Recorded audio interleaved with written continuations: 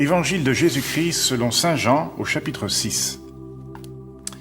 Jésus était passé de l'autre côté du lac de Tibériade, appelé aussi mer de Galilée. Une grande foule le suivait parce qu'elle avait vu les signes qu'il accomplissait en guérissant les malades. Jésus gagna la montagne. Et là, il s'assit avec ses disciples. C'était un peu avant la Pâque, la grande fête des Juifs.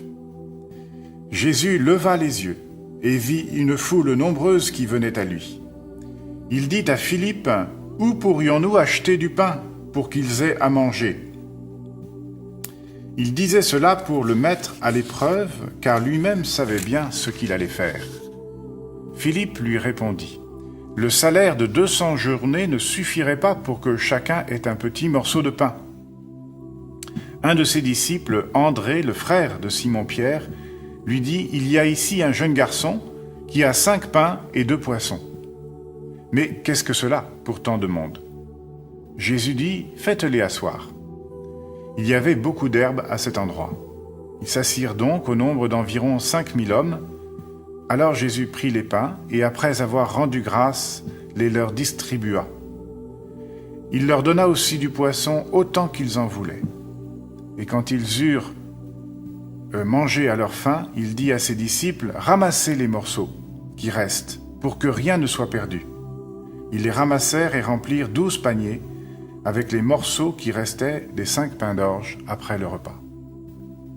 À la vue de ce signe que Jésus venait d'accomplir, les gens disaient, « C'est vraiment lui, le grand prophète, celui qui vient dans le monde. » Mais Jésus savait qu'ils étaient sur le point de venir le prendre de force pour faire de lui leur roi, et de nouveau il se retira tout seul dans la montagne. Avec la fin de cette semaine, nous avons quitté Nicodème et nous entrons dans le superbe chapitre 6 de Saint Jean qui est la catéchèse du pain de vie.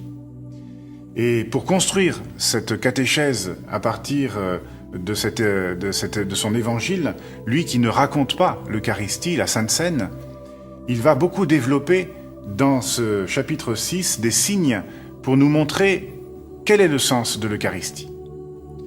Alors il va commencer par dire qu'il y a une grande foule, que Jésus se met à part sur une montagne, que le lac de Tibériade s'appelle aussi la mer de Galilée, que c'est la Pâque bientôt.